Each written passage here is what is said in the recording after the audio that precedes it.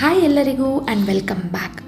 ಉಡುಪಿ ಮಠದಲ್ಲಿ ವಿಶೇಷವಾಗಿ ಮಾಡುವಂತಹ ಸಿಹಿ ಕುಂಬಳಕಾಯಿಯ ಸಾಸಿವೆ ರೆಸಿಪಿನ ನಾನಿಲ್ಲಿ ಶೇರ್ ಮಾಡ್ತಾ ಇದ್ದೀನಿ. ತುಂಬಾ ರುಚಿಯಾಗಿರುತ್ತೆ. ಹಾಗಿದ್ರೆ ಬನ್ನಿ ಮಾಡೋದು ಹೇಗೆ ಅಂತ ನೋಡೋಣ. ಮೊದಲಿಗೆ ಒಂದು ಪಾತ್ರೆಗೆ 2 ಚಮಚದಷ್ಟು ಕೊಬ್ಬರಿ ಎಣ್ಣೆನ ಹಾಕ್ಕೊಂಡಿದ್ದೀನಿ. ಇದಕ್ಕೆ ಸಿಪ್ಪೆ ತೆಗೆದು ಈ ರೀತಿ ಕಟ್ ಮಾಡಿರುವಂತಹ ಸಿಹಿ ಕುಂಬಳಕಾಯಿ ಪೀಸಸ್ನ ಹಾಕ್ಕೊಳ್ತಾ ಇದ್ದೀನಿ.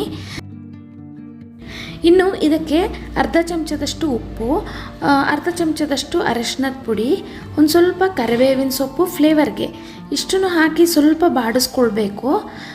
ಈ ರೀತಿ ಸ್ವಲ್ಪ ಫ್ರೈ ಮಾಡ್ಕೊಳ್ಳಿ. ಒಂದು 2 ನಿಮಿಷ, ಜಾಸ್ತಿ ಬೇಡ, ಬೇಗ ಬೇಯುತ್ತೆ ಇದು. ಎಣ್ಣೆಯಲ್ಲಿ ಫ್ರೈ ಆದರೆ ಒಂದೊಳ್ಳೆ ರುಚಿ ಕೊಡುತ್ತೆ. ಆದ ಕಾರಣ ನಾನು ಇದನ್ನು ಫಸ್ಟ್ ಫ್ರೈ ಮಾಡ್ಕೊಳ್ತಾ ಇದ್ದೀನಿ. ನಂತರ ಒಂದು ಸ್ವಲ್ಪ ನೀರು ಹಾಕಿ, ಅಂದರೆ ಕುಂಬಳಕಾಯಿ ಪೀಸಸ್ ಎಲ್ಲ ಮುಳುಗೋಷ್ಟು ನೀರು ಹಾಕಿ ಒಂದು 5 ನಿಮಿಷ ಬೇಯಿಸ್ಕೊಳ್ಳಿ. ಇಲ್ಲಿ ಮಸಾಲೆ ಹುರ್ಕೊಳ್ಳೋಣ. ಇಲ್ಲಿ 1 ಚಮಚದಷ್ಟು ಉದ್ದಿನಬೇಳೆ, ಅರ್ಧ ಚಮಚದಷ್ಟು ಸಾಸಿವೆ, ಅರ್ಧ ಚಮಚದಷ್ಟು ಜೀರಿಗೆ, ಒಂದು ಅರ್ಧ ಇಂಚಷ್ಟು ಚಕ್ಕೆ, ಒಂದೇ ಒಂದು ಲವಂಗ, ಇಷ್ಟನ್ನು ಹಾಕಿ ಡ್ರೈ ರೋಸ್ಟ್ ಮಾಡ್ಕೊಳ್ಬೇಕು. ಎಣ್ಣೆ ಬಳಸೋದೇನು ಬೇಡ, ಹಾಗೆಯೇ ನೀವು ಫ್ರೈ ಮಾಡ್ಕೊಳ್ಳಿ. ಎಲ್ಲ ನಿಮಗೆ ಘಮ ಘಮ ಅಂತ ಪರಿಮಳ ಬರೋ ತನಕ ಫ್ರೈ ಮಾಡ್ಕೊಳ್ಬೇಕು. ಇದು ಅರ್ಧ ಫ್ರೈ ಆಗ್ತಾ ಇದ್ದಂಗೆ ನಾನಿಲ್ಲಿ ಬ್ಯಾಡಿಗೆ ಮೆಣಸನ್ನ ಹಾಕ್ಕೊಂಡಿದ್ದೀನಿ. ಖಾರಕ್ಕೆ ಎಷ್ಟು ಬೇಕೋ ಅಷ್ಟು. ಇದನ್ನು ಕೂಡ ನೀವು ಘಮ ಬರೋ ತನಕ ಫ್ರೈ ಮಾಡ್ಕೊಳ್ಬೇಕಾಗತ್ತೆ. ಎಲ್ಲ ಚೆನ್ನಾಗಿ ಫ್ರೈ ಆದಮೇಲೆ ಲಾಸ್ಟಲ್ಲಿ ಒಂದು 1/4 ಚಮಚದಷ್ಟು ಇಂಗನ್ನು ಹಾಕ್ಕೊಳ್ತಾ ಇದ್ದೀನಿ. ಜೊತೆಗೆ ಒಂದು ಅರ್ಧ ಹಿಡಿಯಷ್ಟು ತೆಂಗಿನಕಾಯಿ ತುರಿನ ಕೂಡ ನಾನಿಲ್ಲಿ ಸೇರಿಸ್ಕೊಂಡು ಚೆನ್ನಾಗಿ ಬಾಡಿಸ್ಕೊಳ್ಬೇಕು. ಲಾಸ್ಟಲ್ಲಿ ಸೇರಿಸ್ಕೊಂಡ್ರೆ ಸಾಕು.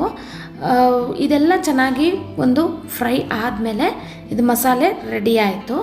ಇದನ್ನು ತಣ್ಣಗಾದಮೇಲೆ ನಾನು ಮಿಕ್ಸಿ ಜಾರಿಗೆ ಹಾಕಿ ಸ್ವಲ್ಪ ನೀರು ಹಾಕಿ ನುಣ್ಣಗೆ ರುಬ್ಕೊಳ್ತೀನಿ. ಈ ರೀತಿ ನುಣ್ಣಗೆ ಪೇಸ್ಟ್ ರೆಡಿ ಆಯಿತು. ಇದು ಮಸಾಲೆಗೆ. ಈಗ ನೋಡಿ, ನಾವು ಬೇಯಕ್ಕಿಟ್ಟಿದ್ದ ಸಿಹಿ ಕುಂಬಳಕಾಯಿ ಚೆನ್ನಾಗಿ ಬೆಂದಿದೆ. ಬೇಗ ಬೇಯುತ್ತೆ. ಸಿಹಿ ಕುಂಬಳಕಾಯಿ ತುಂಬ ಸಾಫ್ಟ್ ಆಗಿರೋದ್ರಿಂದ ಬೇಗನೆ ಬೇಯುತ್ತೆ. ಇದಕ್ಕೆ ನಾವು ಮಾಡಿರುವಂತಹ ಮಸಾಲೆನ ಹಾಕ್ಕೊಳ್ಬೇಕು.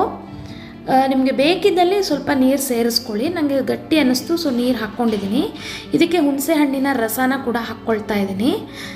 ನಿಮಗೆ ಇದು ಇನ್ನೂ ತೆಳ್ಳಗೆ ಬೇಕು ಅಂತಂದರೆ ನೀವು ಇನ್ನೂ ಒಂದು ಸ್ವಲ್ಪ ನೀರು ಹಾಕ್ಕೊಳ್ಬೋದು.